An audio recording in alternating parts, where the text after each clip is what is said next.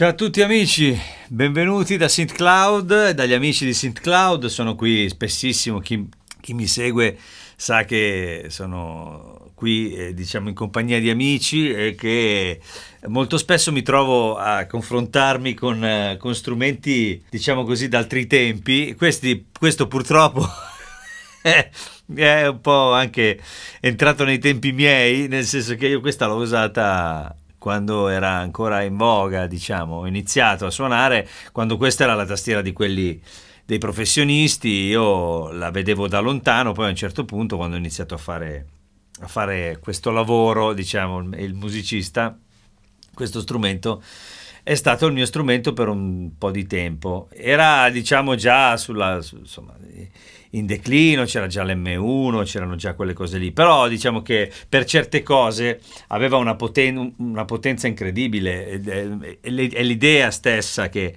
questo è uno strumento del 1987, 86, 87, in Italia 87, 86, non mi ricordo, comunque in ogni caso è uno strumento di quegli anni che ha, diciamo così, sostituito, per dirla in modo così piacevole, il DX7, cioè l'FM come sistema che aveva preso nell'82-83, era diventato praticamente tastiera più comprata, più suonata, più utilizzata. Anche quella ho avuto il piacere di suonarla molto. E poi è arrivato il D50 ed è stata una rivoluzione, perché fondamentalmente collegava il mondo così vagamente analogico, quindi la sintesi sottrattiva classica in modalità digitale, però collegata con quella a PCM, quindi con i campionamenti, con i samples, e c'era questo connubio che dava vita a questi transienti iniziali del suono che erano molto realistici rispetto a quelli ricostruiti con l'FM. Non si erano mai sentiti. Faccio una premessa: questo è l'ultimo video della stagione. Io chiaramente d'estate sono molto impegnato, ne avevo preparati un po' prima, arrivo fino qui, poi ci si vede a settembre, insomma, nel senso che è un saluto simpatico con uno strumento che già conoscete, che probabilmente al quale probabilmente non siete interessati realmente, ma che non si sa mai, insomma, no? Potreste scoprire di volerlo. Dicevo che è stata una rivoluzione, tant'è che alcuni suoni di quelli contenuti qui, tipo il Fantasia,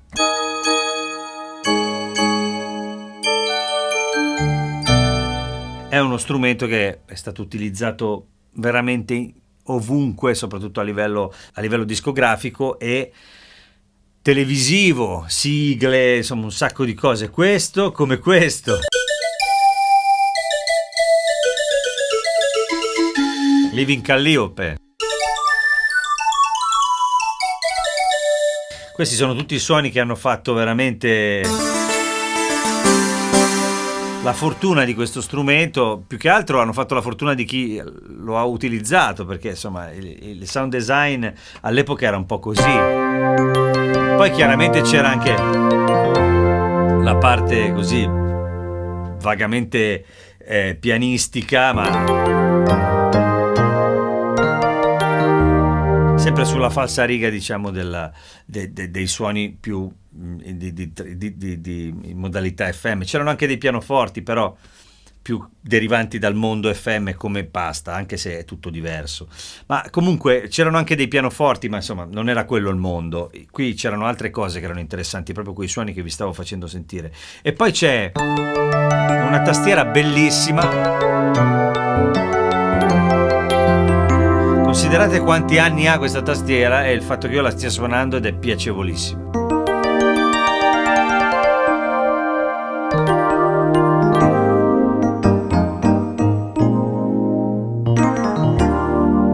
Ecco, c'è una cosa da dire: questa si poteva utilizzare in modalità dual, dove c'erano due suoni sovrapposti, in modalità split, chiaramente splittata, modalità wall, che era quella che permetteva fondamentalmente di utilizzare solamente un suono a 16 voci di polifonia, perché altrimenti in modalità dual la polifonia è 8.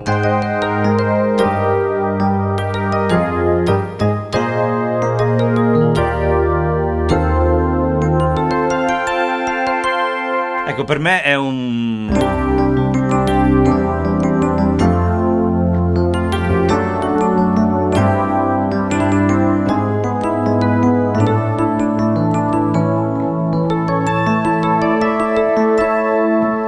Sono strumenti che hanno un cuore tutto loro, c'è di tutto. Se collegate questa al computer con un sistema esclusivo, avete dei programmi che vi permettono con il MIDI di inserire suoni, ci sono quantità enormi di suoni che sono stati fatti con il D50 perché è durata una quindicina d'anni, 10 anni tutti di successo e di utilizzo. Poi sono uscite mille cose, l'M1 l'ha scavalcata, però il D50 è stata una rivoluzione, proprio per quella cosa che vi dicevo. A parte che aveva degli organi che per l'epoca erano molto...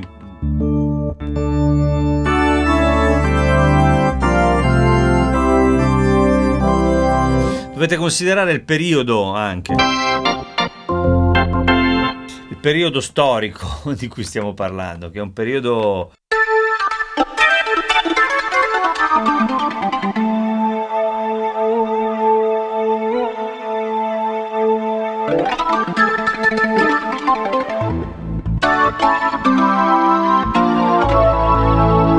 dovete considerare il periodo, dovete contestualizzare, diciamo, nel senso che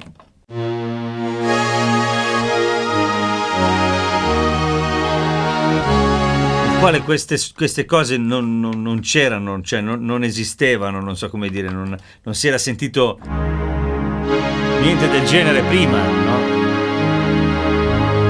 Dal punto di vista della...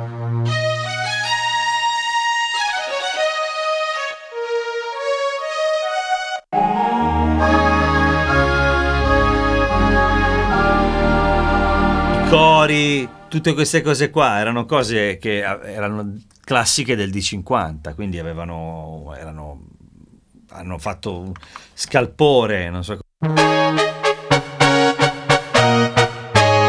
Anche questa cosa di avere l'attacco della tromba vero era una cosa del tutto nuova ed era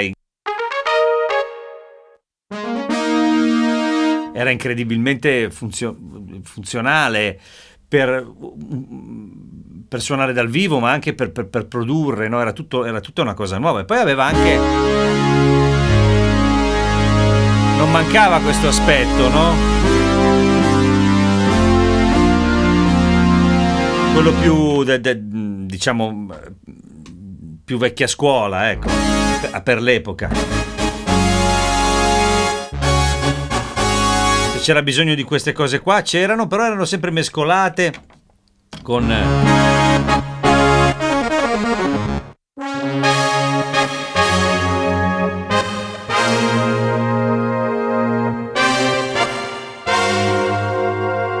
Questo era un mondo che, insomma...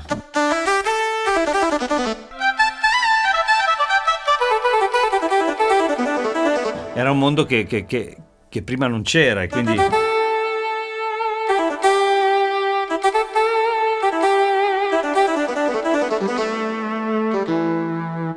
aveva cambiato un po' le regole, no? Però, appunto, ripeto, quando si voleva questo c'era. Anche con una certa grinta, diciamo, insomma.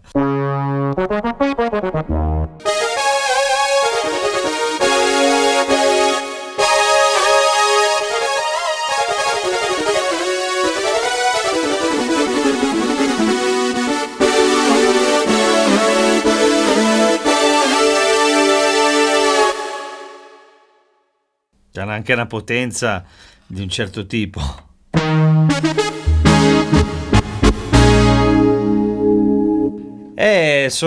Per me sono ricordi anche. Ma non tanto questi suoni, perché questa l'ho trovata qui così, ci sono dentro i suoni che interessavano all'ex proprietario, no? Non so come dire, quindi perché tutte le D50 erano sempre piene di altri suoni. Adesso poi con questa cosa che si possono scaricare, trovare, inserire, tramite il computer chiaramente si fanno diventare quello che si vuole, no? Però di base è il suono che mi apre dei ricordi, cioè questo soffio strano che c'è dentro questo modello di tastiera.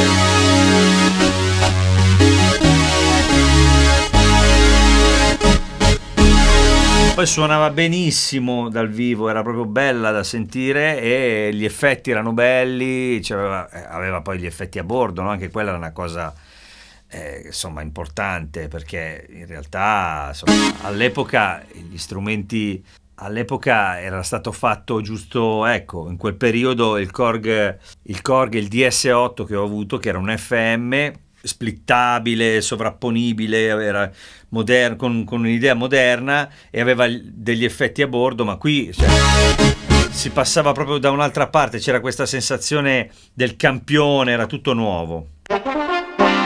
Scusate se insisto con questo discorso, ma è perché, a parte che tanto ormai ci vediamo a settembre, ma comunque quindi potrete pensare, farete in tempo a smettere di pensare a quanto sia stata, quante stupidaggini io abbia detto in questo frangente, ma il fatto di ripetere questa cosa del nuovo è una cosa che deriva da una ben precisa sensazione che Roland era riuscita a dare in quel momento lì. Non che non esistessero tentativi di questo tipo, cioè lo studio di questo nuovo modo di fare le cose in quel momento stava prendendo piede.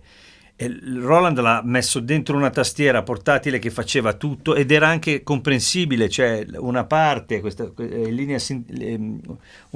era dedicata alla sintesi, diciamo, tradizionale, vagamente una specie di virtual analog, non so come dire, no? Dell'epoca digitale, con delle forme d'onda, no? E poi il PCM Sound Generator, che era la parte P, quindi c'era S e P. Si poteva decidere quale struttura utilizzare e poi c'era l'R, che era il Ring Modulator, e c'erano qui degli schemi che permettevano di decidere quale struttura utilizzare, se usare due synth, se usare un synth e un PCM, oppure in che modo poi strutturare proprio il suono finale e per poi avere tutte questo tipo di suoni che erano potenti, belli e nuovi.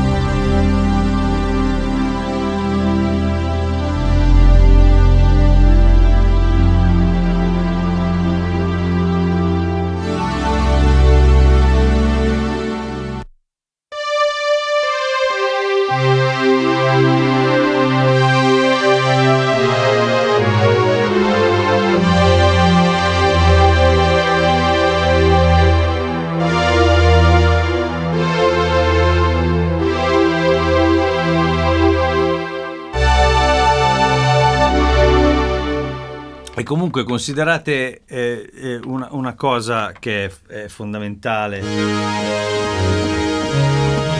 che sono stati, quando uno strumento riesce a stare sul mercato per così tanto tempo, questa è una mia idea,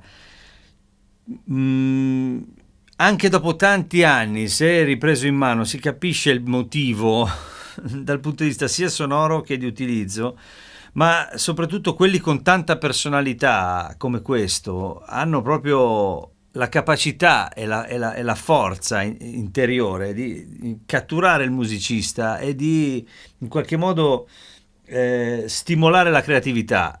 Questa cosa qui, oltre, ripeto, all'utilizzo quello lavorativo, questa cosa qui, questo strumento ce l'ha e me lo ricordo, mi ricordo anche la voglia di capirci di più che avevo. Io lavoravo tanto, suonavo tanto, quindi cercavo di farmi i suoni che mi servivano e non riuscivo ad approfondire davvero come sto facendo in questo momento della mia vita, invece, dove ho dedicato tanto tempo al canale, a queste cose per passione. Entrarci in modo più serio, capire che cosa avrei potuto fare ai tempi davvero.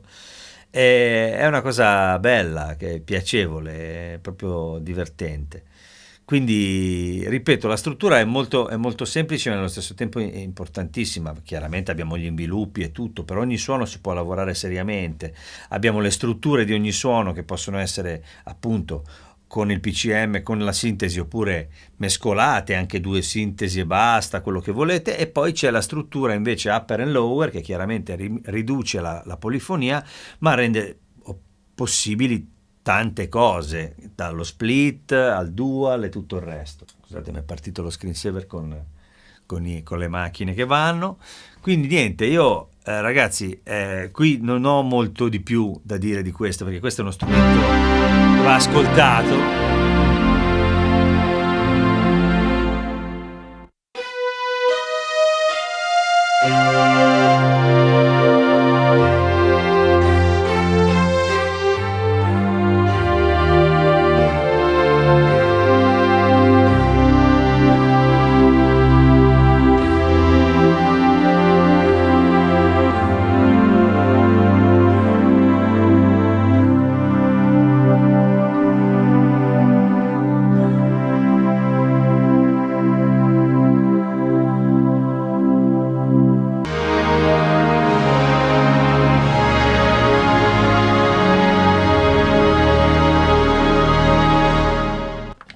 E vi lascio con questo. E ci vediamo a settembre. Un bacio grande a tutti, state bene, mi raccomando, buona estate, magari ci vediamo da qualche parte quando vi suono e niente, un abbraccio a tutti, grazie di tutto. Se vi piace quello che faccio, iscrivetevi al canale, andate sul mio sito www.maxkeys.com, dove trovate tutte le categorie di video e tutto quello che faccio, i libri, la musica, tutto quanto. E vi ringrazio tantissimo per come accogliete le cose che faccio, anche le mie canzoni, siete sempre gentili. Io insomma non so come ringraziarvi, perché sta diventando una community sempre più, dico community perché si usa così, sempre più bella, e quindi sono contento, insomma, per me è una soddisfazione. E vi ringrazio ancora, vi saluto e ci vediamo a settembre. Ciao ciao.